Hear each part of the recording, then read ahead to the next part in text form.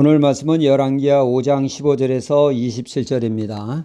예전에 시골에서 소는 집안의 큰 재산이었습니다. 어느 농부가 목돈이 필요해 그간 애지중지 키워온 황소를 읍내에 나가 팔기로 마음을 먹고 이른 아침에 길을 나서게 되었습니다. 호젓한 오솔길을 지나는데 웬 물체가 있습니다. 가까이 가서 보니 고무신이었죠.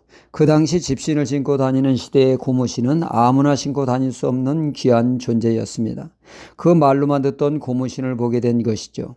그런데 안타깝게도 한쪽밖에 없는 고무신이라 입맛만 다시게 되었습니다.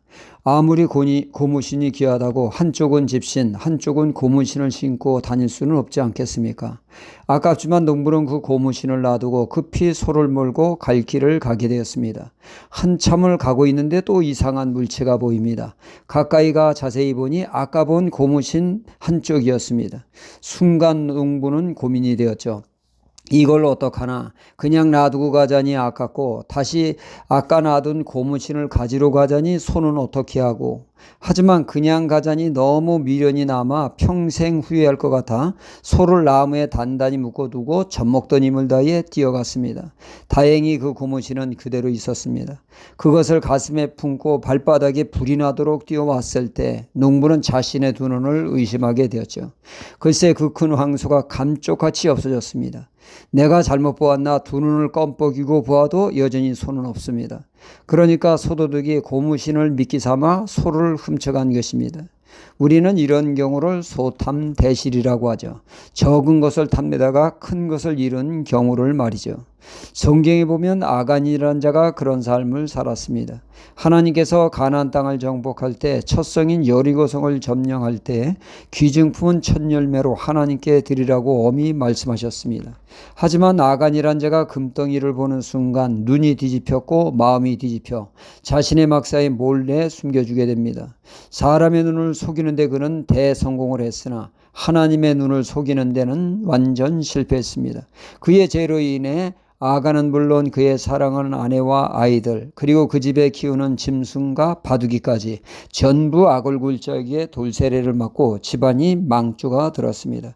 그의 탐욕이 크고도 무서운 재앙을 불러온 것이죠. 오늘 말씀은 소탐대실에 대한 말씀입니다. 나만 장군이 하나님의 처방대로 요단강에 몸을 담그게 됩니다. 그 결과 언제 문둥병이었느냐는 식으로 깨끗이 나았습니다. 나만은 감격도 감격하여 그는 엘리사에게 감사 예물을 드리고자 했습니다. 하지만 엘리사는 손사래를 치며 극구 사양을 합니다. 이 엄중한 시대에 하나님을 빙자하여 한몫 챙기는 것 같아 그의 양심이 이를 허락할 수 없었죠. 그는 끝까지 사양을 했습니다. 이 과정을 처음부터 끝까지 지켜보던 이가 있었으니 엘리사의 사환 게하시였습니다. 게하시는 속이 터져 죽을 것 같습니다. 아니, 복이 넝쿨째 굴러 들어오는데 못 이기는 척 그냥 받으면 어디가 덧나나. 엘리사는 바보 멍청이 하고는 똑똑한 나라도 챙겨야겠다고 그는 황급히 나아만 장군을 찾아가게 됩니다. 그는 거짓말을 둘러대게 되죠. 방금 두 선지생도가 왔는데 그들에게 꼭 필요하니 은 1달란트와 옷 2벌을 달라고 엘리사가 부탁을 하여 왔습니다. 이에 나아만 장군은 은 달란트를 더 주어 은 2달란트와 옷 2벌을 주었습니다. 엘리사 모르게 그는 숨겨놓고 아무 일이 없었다는 식으로 시치미를 띄었죠.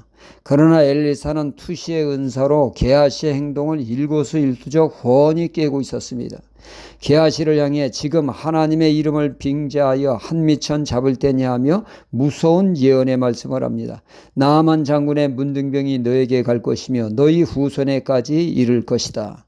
졸지에 그는 돈 몇 푼 얻고 끔찍한 문둥병으로 인생이 나락에 떨어지고 말았습니다.